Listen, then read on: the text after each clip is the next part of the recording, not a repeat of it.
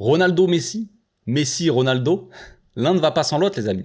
Peu importe notre préférence, on est tous d'accord pour dire que cette rivalité a marqué à jamais l'histoire du football.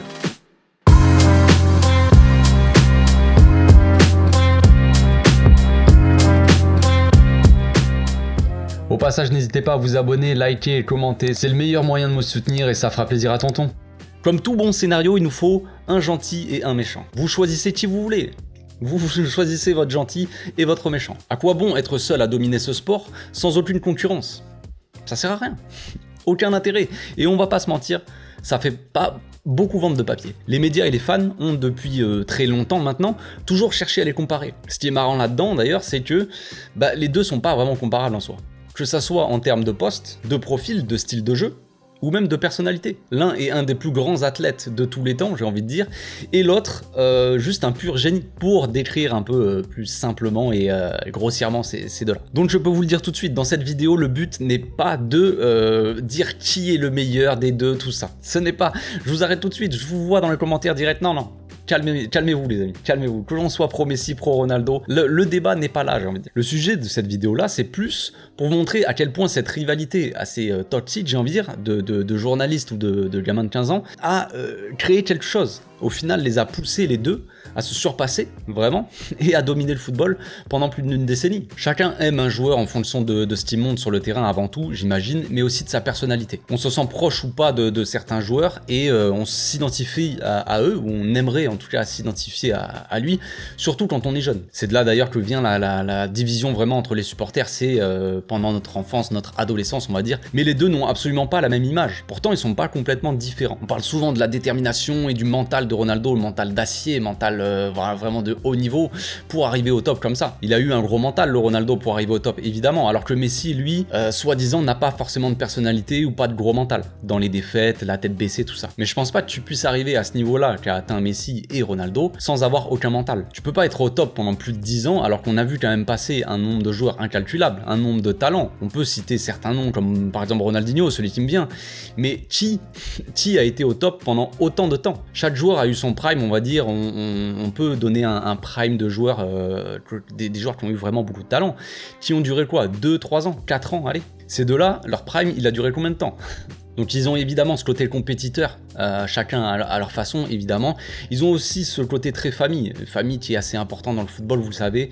C'est toujours un grand soutien, les familles, pour que le footballeur puisse s'épanouir et se construire vraiment une carrière. L'image d'un footballeur, elle se construit de plusieurs façons, je pense. D'abord, il y a l'image que le joueur veut montrer de lui-même, évidemment. Il y a ensuite l'image que les supporters perçoivent du joueur, et aussi, et bien évidemment, l'image que les médias, les journalistes veulent montrer, veulent présenter au public. Entre parenthèses, il y a aussi dans ces médias-là, évidemment, des pros et des anti. Des journalistes qui sont payés pour déstabiliser certains joueurs et des journalistes qui sont payés pour mettre en avant des joueurs, évidemment. Il y a aussi donc le supporter, comme je l'ai dit, qui perçoit l'image du joueur, mais il y a aussi le supporter qui perçoit aussi ce qu'on lui dit dans les médias. Et ça y joue beaucoup. Mais la personnalité d'un joueur et d'un homme aussi, j'ai envie de dire, elle est avant tout définie par ce qu'il vit. Quand on voit l'enfance de Ronaldo, on peut rapidement comprendre pourquoi il est comme ça, pourquoi il est devenu comme ça. Et c'est pas forcément une critique, c'est pas une mauvaise chose, ce que je suis en train de dire. Ronaldo, il vient d'une famille assez pauvre, j'ai envie de dire. Son père, lui, il a été touché par le chômage, et il est tombé d'ailleurs dans l'alcool, ce qui l'a tué en 2005. Son grand frère, Ronaldo aussi, est tombé à un moment donné dans la drogue aussi, donc c'était pas forcément facile, j'imagine, de gérer ce genre de choses, et c'est Cristiano lui-même qui en a un peu sorti, grâce forcément à sa réussite, son argent, tout ça. Bref, c'est pas pour m'apitoyer sur son sort, ou pour faire un peu le côté victime, tout ça, c'est juste pour vous expliquer un peu la psychologie du gars en fait, par rapport à ce qu'il a vécu dans son enfance et dans sa jeunesse. Ronaldo, lui, c'est le plus jeune de la famille, des enfants, tout ça, et il a pris, en tout cas, je sais pas s'il devait le faire, mais en tout cas, ça lui est tombé dessus, mais c'est lui qui l'a pris. Il a pris cette responsabilité de devoir sortir sa famille de tout ça, de tous ces problèmes, de la pauvreté, on va dire aussi. Pendant ce temps-là, son père, lui, refusait d'ailleurs son aide. C'est ce côté un peu fierté que sûrement son père a transmis à Cristiano, parce que voilà, il était trop fier, trop orgueilleux peut-être pour accepter que son fils, en plus son plus jeune fils, l'aide à sortir de là et lui donne de l'argent. Il a toujours refusé l'argent de Ronaldo. Donc c'est ce côté aussi fierté qu'on peut retrouver chez Ronaldo, il le tient aussi forcément du côté de son père. Messi, de son côté, c'était assez différent. Lui aussi, il vient d'un coin de l'Argentine assez pauvre, mais sa famille a toujours était assez protectrice avec lui, tu vois. Surtout sa mère, je pense, et probablement aussi sa grand-mère qui, grâce à elle, qui a commencé le foot. Mais je pense que c'est à cause de son physique, aussi à cause de sa personnalité. Mais sa mère, souvent, elle voulait pas qu'il aille jouer avec les plus grands parce qu'il avait peur qu'il se fasse mal ou tout ça. Donc ça, c'est dû vraiment, tu vois le genre de protection vraiment qu'il a eu aussi, Messi. Son père à Messi disait que quand il était jeune, Messi, il était pas du genre à parler beaucoup, il était assez calme, tout ça, timide, mais que quand il avait un ballon, évidemment, on aurait dit qu'il chantait, les limites, tu vois. Bref, on peut voir que le conditionnement dans lequel ils ont grandi chacun de leur côté, n'était pas forcément le même, évidemment, d'où cette personnalité assez différente. La Masia aussi a changé quand même pas mal de choses pour Messi. Lui qui était déjà réservé quand il était petit, voilà, il a grandi dans un cocon comme ça, dans la Masia, jusqu'à ce qu'il devienne un homme, d'ailleurs. Il a pu bénéficier de ce côté un peu protecteur, on va dire, ce côté enfant du club. Quand il a démarré tout ça, c'était l'enfant de la Masia, l'enfant du club.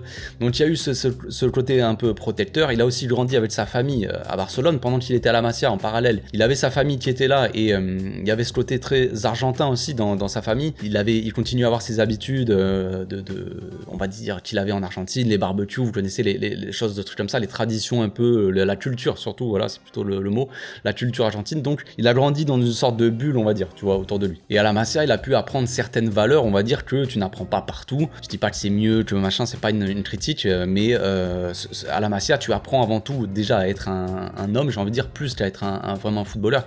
Il t'inculque vachement de valeurs comme ça humaines, et quand tu es dans les équipes de jeunes, tout ça, tu n'es pas forcément mis en avant. C'est surtout l'équipe avant tout. Et c'est comme ça qu'est le Barça aussi, c'est le côté collectif, le côté équipe avant tout. Donc évidemment, Messi savait qu'il avait du talent, mais voilà, au Barça, c'est le club avant tout, et tu passes pas avant le club. C'est ce que Zlatan aussi l'avait remarqué quand il est arrivé au Barça, il a halluciné. Il a halluciné parce que il a débarqué, il voyait des stars comme Messi, comme Xavi, comme Iniesta, qui étaient comme ça à l'entraînement et qui avaient tout gagné. Déjà, les mecs, c'était des stars, ils avaient déjà gagné pas mal de trophées, voilà. Et lui, il arrive à l'entraînement, il voit des mecs obéissants, j'ai envie de dire, qui faisaient les choses qu'on leur demandait en fait.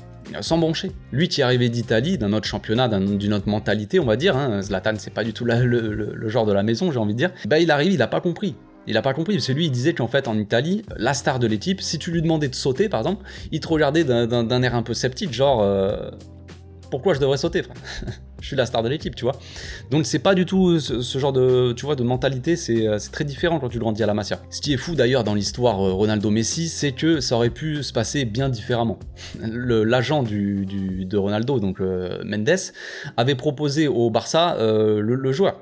Le joueur, avant qu'il aille à Manchester United, Mendes, il a proposé au Barça d'acheter Ronaldo. Évidemment, le Barça n'a pas voulu mettre l'argent, je crois que c'était autour de 15-17 millions, quelque chose comme ça. Le Barça trouvait ça trop élevé d'investir sur lui. Donc imaginez, évidemment, ça aurait pu se passer bien différemment si Ronaldo avait signé au Barça, si Ronaldo avait grandi avec, on va dire, Messi. Est-ce que les deux auraient quand même percé tous les deux en même temps? Est-ce que un aurait écrasé l'autre? Est-ce que les deux auraient été en conflit et un aurait dû partir? Ça aurait pu être bien différent cette histoire. Et ça, c'est aussi fou, ça se joue à des détails. Donc à l'époque, Ronaldo, il mettait déjà le feu aux pelouses du Portugal, au Sporting. Et pendant un amical contre United, il impressionne tout le monde. Il impressionne tous les joueurs de United, à tel point que les mecs demandent à Sir Alex, leur coach, d'acheter le joueur, d'investir. Il faut absolument acheter ce joueur-là. Donc Sir Alex, légende de United, le fait venir et le prend sous son aile. Ronaldo, lui, quand il arrive du Sporting, ça c'est quelque chose que je trouve assez aussi important dans l'histoire, c'est qu'il demande le numéro 28, numéro qu'il avait au Sporting, donc, et Ferguson lui donne le numéro 7. Il lui dit non, tu vas prendre le numéro 7. Le numéro 7, on le sait, à United, c'est des numéros de légende en fait. C'est les numéros de Bobby Charlton, de George Best, d'Eric Cantona, de David Beckham. Il y a des légendes qui ont pris ce numéro 7. Et Ferguson, il lui dit non, tu vas prendre le numéro 7. Ronaldo n'a pas demandé le 7 de base. Et c'est totalement, bon, c'est le début de CR7 d'ailleurs, évidemment, mais c'est aussi une sorte de responsabilité aussi. Ça, c'est une sorte de pression à gérer aussi, évidemment. Les supporters peuvent avoir une certaine attente, on va dire, et mettre une certaine pression sur le joueur par rapport au numéro. Tu portes le numéro d'une légende, tu dois être au niveau. Tu dois montrer que tu as le niveau pour porter ce numéro. On le voit très clairement avec Ansu Fati en ce moment au Barça. Pour les supporters qui suivent un peu le Barça, Ansu Fati avec la pression qu'il y a et les supporters qui commencent à mettre la pression sur le numéro 10 en dessous. Bref, pendant ce temps-là, Messi, lui, il jouait encore chez les jeunes, à ce moment où Ronaldo signe à United, et il impressionnait quand même pas mal de monde. L'année où Ronaldo démarre à United, Messi, lui, commence un peu à pousser quand même pour venir dans l'équipe première, il participe à quelques matchs, tout ça, il participe à un amical d'ailleurs contre Porto, pour l'inauguration du nouveau stade, et il montre déjà que le gamin hein, il a quelque chose en plus là. Un an après Ronaldo, il fait ses débuts avec l'équipe première donc en 2004 et côtoie des gars comme évidemment Ronaldinho, Deco, Eto'o, tout ça. Il fait ses débuts avec les moins de 20 ans aussi de l'Argentine. Dans le même temps, Ronaldo il joue son premier Euro avec le Portugal et évidemment on se souvient un peu de tout ça. C'est la pépite. La nouvelle pépite du Portugal, la nouvelle pépite portugaise, j'ai envie de dire, c'est avec cet Euro aussi qui s'est vraiment fait connaître aux yeux du monde, j'ai envie de dire. Il tombe dans la même équipe que Deco, que Figo, que Paoletta, tout ça. Donc il y a quand même pas mal de joueurs portugais, de gros joueurs portugais. Il arrive jusqu'en finale contre la Grèce et défaite 1-0, évidemment on connaît l'histoire, donc grosse désillusion pour ses débuts, mais c'est quand même le début d'une grande histoire avec le Portugal. Il finit quand même dans le 11 type d'ailleurs de l'Euro et c'est là, comme je l'ai dit, qu'il explose un peu aux yeux du monde. Pour Messi, ça vient la saison d'après, donc en 2005 quand le Barça va chercher sa deuxième Ligue des Champions d'ailleurs, aux côtés de Rony et Eto'o, il commence un peu à pousser Giuli sur le banc. Ludovic Giuli, pour ceux qui connaissent à l'ancienne, c'est un Français, bon. Il commence à le pousser tranquillement sur le banc, alors qu'en début de saison, lui, il venait de remporter la Coupe du Monde des moins de 20 ans avec l'Argentine. Donc les yeux sont encore tous rivés, évidemment, et les miens aussi d'ailleurs, sur la samba de Ronaldinho, évidemment, qui est quand même au sommet de sa carrière et qui ira chercher d'ailleurs le Ballon d'Or à la fin de cette saison-là. Messi, lui, assiste à tout ça et prend quand même exemple sur son modèle. Sportivement parlant, j'ai envie de dire, parce que bon, on connaît les strates sportifs de Ronaldinho, c'est quand même pas le même délire que Messi. Donc on arrive clairement dans les années Messi-Ronaldo. CR7 qui commence à vraiment devenir monstrueux avec United. Tous les week-ends, il martyrise de plus en plus les joueurs de Première Ligue, mais il commence à aussi sérieusement stater. Et oui, les fameuses stats si importantes dans le football moderne maintenant, certains en oublient parfois que de profiter des matchs tout simplement, et que c'est pour la beauté du football, j'ai envie de dire, et ne jure pas que par les stats, tout simplement. Le joueur n'a pas marqué. Il n'a pas fait de passe ou il n'a pas mis de but. Alors il a fait un mauvais match, il a été mauvais. Ça c'est un grand classique. Pendant ce temps-là, la comparaison Messi-Maradona commence à naître aussi avec des buts quasiment identiques. Hein. On connaît, qui ont fait la légende de Diego. Pas besoin de vous dire quel but. Je pense que vous les avez déjà en tête. Dès cette année 2007, les deux commencent à avoir leur duel à distance, au Ballon d'Or. Ronaldo, cette année-là, finit 2e et Messi 3e. Donc premier podium pour les deux. C'est le début d'une rivalité, j'ai envie de dire. Sûrement la plus grande rivalité du football d'ailleurs. Maradona-Pelé reste quand même toujours une comparaison un peu de légende, mais les deux ont 20 ans d'écart tout simplement, et n'ont jamais au final évolué en même temps, ni dans les mêmes championnats, et n'ont jamais joué, ne se sont jamais affrontés sur un terrain, tout simplement. Après leur rencontre sur le podium donc du Ballon d'Or, Ronaldo et Messi se rencontrent enfin sur la pelouse pour une demi-finale United-Barça. Messi revient à peine de blessure, il s'était blessé pendant la Ligue des Champions, pendant les phases de poule je crois, contre le Celtic ou un truc comme ça, il me semble, si mes souvenirs sont bons. Et United est clairement dans un meilleur moment que nous, on va dire, au niveau de collectif. Début d'une histoire quand même entre les deux, qui finit plutôt mal pour Messi cette saison-là, qui malgré des matchs de malade, dont je me souviens encore très bien, et dont Patrice Evra doit encore se souvenir aussi, je pense, le Barça est éliminé, et Ronaldo ira chercher sa première Ligue des Champions. L'année suivante est celle de l'explosion totale pour Messi, j'ai envie de dire. Guardiola arrive et évidemment ça change tout. Messi, tout génie qu'il était à ce moment-là, évidemment a quand même bien évolué grâce à Guardiola, notamment avec un nouveau rôle sur le terrain, évidemment, celui de fameux faux neuf. Pour l'anecdote, ça s'est passé la veille du fameux 6-2. Vous vous souvenez tous du 6-2 Barça-Real au Bernabeu. Guardiola était dans son bureau, il réfléchissait un peu, il essayait d'analyser un peu l'équipe, comment percer cette défense-là. Et d'un coup, il a eu comme un flash. Il a dit, ça m'a pris peut-être 1 minute ou quelque chose comme ça. J'ai trouvé la solution. Il a pris son téléphone et il a appelé Messi directement. Il lui a dit « Léo, faut que tu viennes ici au centre d'entraînement, il faut que je te parle, il faut que je te dise quelque chose. » Il lui a pas dit ce que c'était. Messi, il arrive, toc toc, il frappe au bureau. « Oui, Pep, tu m'as demandé de venir. » Pep lui explique. Il lui dit « Écoute, j'ai trouvé une solution pour demain. » Parce que oui, Pep était un malade mental, il était 22h à ce moment-là. Hein. Messi, il arrive autour de 22h30, un truc comme ça au bureau. S'en fout, Pep. Pep, il n'y a pas de moment de pause ou quoi que ce soit.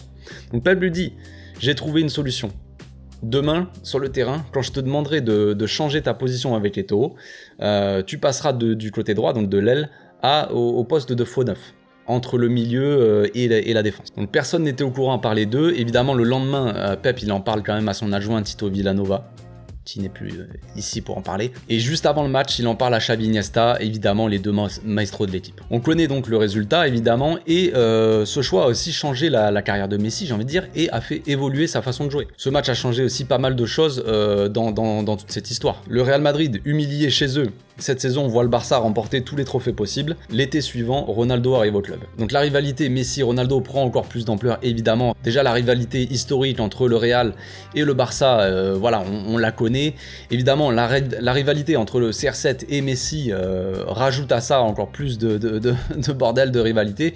Plus le passif entre Mourinho et Guardiola, évidemment. Ce côté un peu revanchard de Mourinho qui avait vu Guardiola lui prendre le poste en vrai. Parce que c'était de base, Mourinho aurait dû signer au club et finalement ils ont porté leur choix sur Guardiola pour reprendre un peu les rênes et Mourinho il a ce petit côté un peu revanchard évidemment et tout ça n'arrange rien. Pendant tout ce temps-là, Messi il a un peu plus de mal avec l'Argentine évidemment, Cristiano c'est pas forcément mieux avec le Portugal, hein, on va pas se mentir. Il faut attendre l'Euro 2016 évidemment pour voir Cristiano remporter son premier Euro, son premier trophée avec son pays. C'est un peu la récompense on va dire de toute sa carrière, tout ce qu'il a fait. Après avoir subi quand même pas mal de désillusions on va dire avec son pays. Ce qui est assez fou, c'est que le Portugal remporte quand même la finale avec Ronaldo sur le banc. Enfin, il est après sa sortie sur blessure, vous devez vous souvenir de ce match-là. On voit toutes ses qualités de leader à ce moment-là, qui pousse son équipe et c'est sûrement aussi pas étranger à cette victoire, je pense. À ce moment-là, évidemment, on a le droit à une nouvelle vague de clash entre supporters. Les fans de Ronaldo s'en donnent à cœur joie, j'ai envie de dire, et faites ça en profitant pour tailler Messi qui lui n'avait toujours rien gagné avec l'Argentine. Lui qui avait subi énormément de défaites en finale de Copa América, évidemment, qu'il avait perdu au penalty, tout ça. Donc les fameux débats de qui est le GOAT par rapport au trophée. Ça c'est, on nous dit à ce moment-là que tu ne peux pas être considéré comme le GOAT si tu n'as rien gagné avec ton pays. Grosse erreur. Grosse erreur, parce que une erreur qui te met évidemment dans une situation délicate, dans l'embarras, que tu as toi-même créé. 4 ans après, Messi remporte la Copa América, premier grand trophée, on va dire, qui le libère complètement.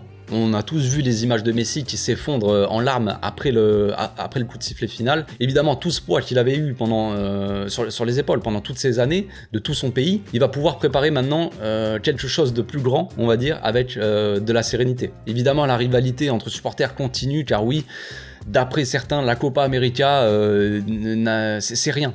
C'est un trophée bas de gamme par rapport à l'Euro. L'Autriche, l'Islande et les Pays de Galles, c'est beaucoup mieux comparé à l'Uruguay, le Chili ou la Colombie. Ouais. Je sais. Donc 1 an après, évidemment, il y a quelques jours, c'est la consécration. Messi remporte enfin la Coupe du Monde, enfin le trophée qui lui manquait, j'ai envie de dire, avec l'Argentine, à plus de 35 ans. Et oui, 35 ans les amis, ça sent la fin. Ouais. Ronaldo, lui, il en a 37. Oui, je vous vois venir les amis. Pas la peine de prendre ton clavier, frère. Ah, non, calme-toi. La rivalité, évidemment, continue entre les supporters, alors que j'ai l'impression que cette rivalité, quand même, entre les deux, elle est un peu finie depuis bien longtemps. Moi, c'est l'impression que j'ai, en tout cas. Évidemment, comme je l'ai dit, les médias font toujours leur travail. Les questions sur Messi reviennent toujours pour Ronaldo. Ils le savent très bien. Ronaldo, c'est un client. Ils le savent très bien, c'est un client. Et que, peu importe ce qu'il va dire, la chose qu'il va dire, par rapport à sa personnalité, sa façon de parler, tout ça, ce qu'il va dire, ça va faire parler, ça va faire le buzz. Mais qu'en est-il sur le terrain? Les deux, donc, comme je l'ai dit, ne se croisent plus vraiment depuis un moment, et cette rivalité qu'on a vécue pendant tant d'années, elle s'approche de la fin. Chacun l'a vécu à sa manière évidemment, mais ce qui est sûr c'est que cette rivalité les a nourris et les a poussés à se surpasser chacun de leur côté. Quand on prend un peu de recul, on voit à quel point ils ont placé la barre assez haute, j'ai envie de dire. Ils ont rendu l'exceptionnel basique. Ils sont devenus des modèles, on va dire, pour certains, des unités de mesure pour certains joueurs. Un attaquant qui ne marque pas 30 buts par saison, on va dire ouais, pas ouf frère. Messi et Ronaldo, ils ont planté facile 50. Donc c'est bidon. Ton attaquant il met 30 buts. C'est bidon. Mais non, c'est un attaquant qui met 30 buts, frère. Avant ces deux-là, c'était des chiffres très très bons quand même. Qu'on se rende compte un petit peu de la chose. Et on a beau les aimer ou les détester, ce qui est sûr c'est que Messi, les amis, ne serait pas devenu Messi sans Ronaldo. Et Ronaldo ne serait pas devenu Ronaldo sans Messi. Évidemment que les deux étaient prédestinés à devenir des très grands joueurs, ça il faut pas abuser. Mais la question c'est que seraient-ils devenus l'un sans l'autre? Est-ce qu'ils seraient arrivés aussi haut? C'est ça la question. Pour moi la fin de cette histoire-là, c'est juste de me dire que j'ai vécu ça. On l'a vécu. On a vécu peut-être la plus grande rivalité de ce sport, et ça a créé deux monstres concrètement. Deux monstres qui nous ont fait rêver, chacun de notre côté, en tant que supporters, pendant plus de 10 ans. Les médias trouveront toujours d'autres joueurs et des nouvelles rivalités verront le jour. Est-ce qu'elles arriveront au niveau de cette rivalité-là qu'on a vécue? Je pense pas. Pendant plus de 10 ans, on s'est tous clashés sur cette rivalité. Mais je pense que pour une fois, les amis, on sera tous d'accord.